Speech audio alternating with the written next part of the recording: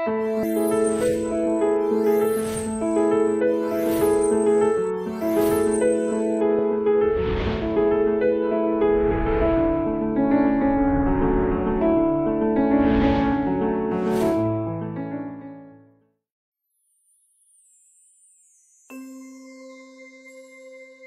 semuanya, perkenalkan nama saya Dini Ade Putri dengan NIM 24103123200008. Saya dari program studi S1 Manajemen, kelas Manajemen B.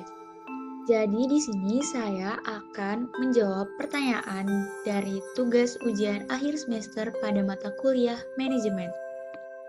Pertanyaannya dibagi menjadi 4, yaitu A, B, C, dan D.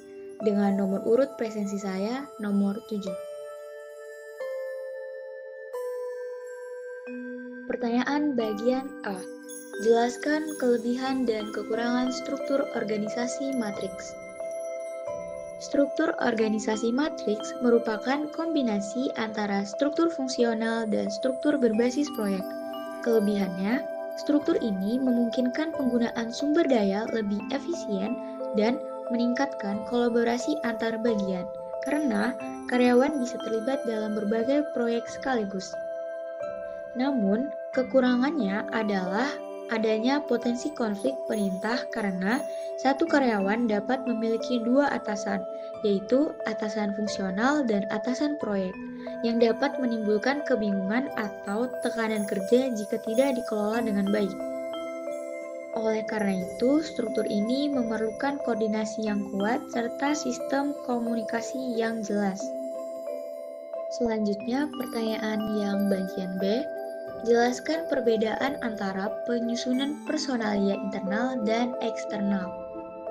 Penyusunan personalia internal adalah proses pengisian jabatan yang dilakukan dengan memanfaatkan tenaga kerja dari dalam organisasi seperti melalui promosi, rotasi, atau mutasi.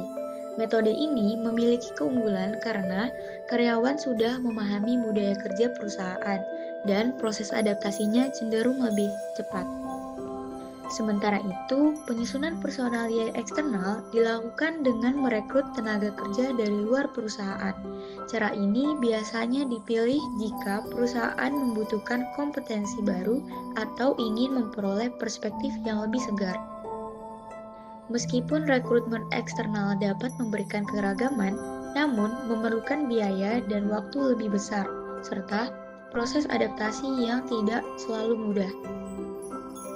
Keduanya memiliki kelebihan dan kekurangan, sehingga pemilihannya perlu disesuaikan dengan kebutuhan organisasi.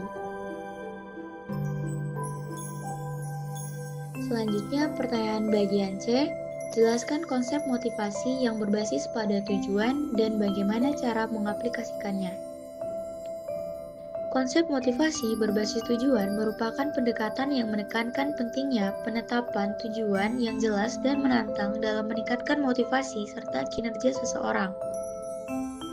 Teori ini dikembangkan oleh Edwin Locke yang menyatakan bahwa ketika individu memiliki tujuan yang spesifik, mereka akan lebih fokus, terdorong untuk bekerja lebih keras, dan lebih berkomitmen dalam mencapainya. Untuk mengaplikasikannya dalam lingkungan kerja maupun pembelajaran, pertama-tama kita perlu menetapkan tujuan yang spesifik, realistis, namun tetap menantang. Selanjutnya, penting untuk melibatkan individu dalam proses penetapan tujuan agar mereka merasa memiliki dan bertanggung jawab terhadap hasilnya. Kemudian, perlu diberikan umpan balik secara berkala agar mereka dapat mengevaluasi progres dan memperbaiki kekurangan. Terakhir, penghargaan atau pengakuan terhadap pencapaian juga menjadi faktor penting untuk mempertahankan motivasi jangka panjang. Selanjutnya, pertanyaan bagian D. Sebuah perusahaan memiliki masalah dengan keamanan aset yang tidak terjamin. Bagaimana cara perusahaan tersebut meningkatkan pengendalian keamanan asetnya? Jawabannya, masalah keamanan aset yang tidak terjamin dapat berdampak serius terhadap keberlangsungan operasional suatu perusahaan. Untuk itu, perusahaan perlu meningkatkan sistem pengendalian internal yang kuat. Langkah pertama yang dapat dilakukan adalah mengidentifikasi dan mencatat seluruh aset yang dimiliki, baik aset fisik maupun non-fisik, serta menentukan penanggung jawabnya.